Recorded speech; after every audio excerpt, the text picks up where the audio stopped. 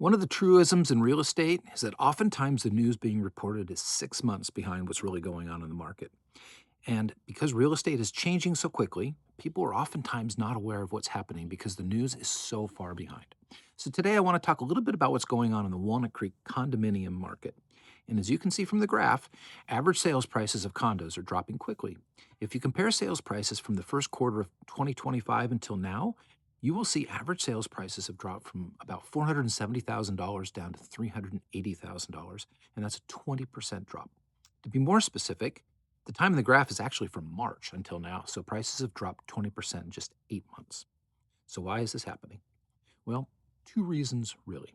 And the first reason I would argue is the chaos that's being created by our government. And by chaos, I mean tariffs that are obviously contributing to inflation.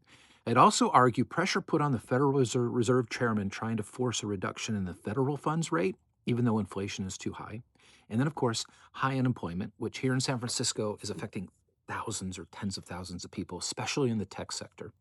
And this chaos is causing buyers to take a pause on a home search.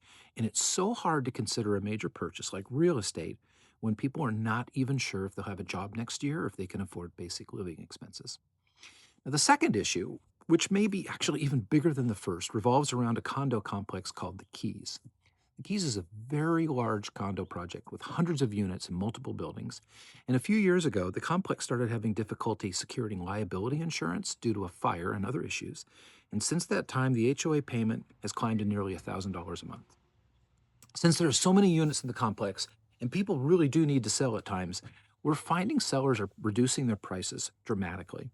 There are units being listed at $299,000 and lower, and prices are pushing average sales rates down for the entire area. So, in other words, buyers, and the few that there are having to decide whether to buy a condo with a very low purchase price, but an HOA payment of $1,000 a month, or pay a higher price for a condo in a different complex with a payment maybe half that, $500 a month. And those are really tough choices, and the best decision isn't always easy to determine. Now that condo prices have dropped so much, really the big question is where will it stop? And I wish I had a great, insightful answer. Unfortunately, I don't. But I will tell you, we're going to see some short sales and some foreclosures over the next year or two unless things dramatically change. And why do I think that? Well, mostly because it's already started to happen. For example, I have a listing at 1731 Carmel that could potentially end up as a short sale, likely will.